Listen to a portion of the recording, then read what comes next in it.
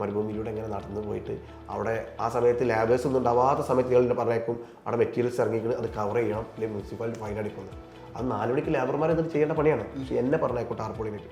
അത് ഞാൻ ഈ ചൂട് സമയത്ത് പോയിട്ട് ആ വെയിലത്ത് അത് കെട്ടി വരുമ്പോൾ ആകതാവും. അപ്പോൾ തണൽ കിട്ടാൻ വേണ്ടി ഒരു ബിൽഡിങ്ങിനെ താഴ്ത്തിയിരിക്കുന്നത് ഉണ്ടാക്കുന്ന വലിയ ബിൽഡിംഗ് ഉണ്ടാക്കില്ല, അവിടെ ഇരിക്കുമായിരുന്നു, ഇരുന്ന് കാര്യമായിരുന്നു. കാരണം എനിക്ക് എന്നെക്കൊണ്ട് പറ്റാതെ നടന്നു പോകണം, വണ്ടി പോലും ഉണ്ടാവില്ല ചൂട് സമയത്ത്. ഇന്നെങ്ങനെ പീഡിപ്പിക്കുകയായിരുന്നു സത്യം പറയുകയാണെങ്കിൽ. അടുത്തൊരു പ്രൊജക്റ്റ് കിട്ടി, അല്ലയിലേക്ക് ട്രാൻസ്ഫർ ആക്കി, പിന്നെ ട്രാൻസ്ഫർ ചെയ്തു. അവിടെ ഞാൻ സീനിയറായി. ഈ ദുബായിൽ ക്രൈസിസ് വന്നിട്ട് ഈ പ്രൊജക്റ്റ് സ്റ്റോപ്പ് ചെയ്ത സമയത്ത് ഇയാൾ എൻ്റെ അപ്പുറത്തെ സീറ്റിലേക്ക് വന്നു. ഞാൻ ആ പ്രൊജക്റ്റിൽ ഞാൻ സീനിയർ, ഇയാൾ എൻ്റെ അപ്പുറത്തെ അസിസ്റ്റൻ്റായിട്ട് വന്നു. അതിൽ ഇയാൾ സങ്കടം സഹിക്കാൻ റിസൈൻ ചെയ്തു പോയി. അള്ളാഹു തന്നൊരു ഇതുണ്ട്.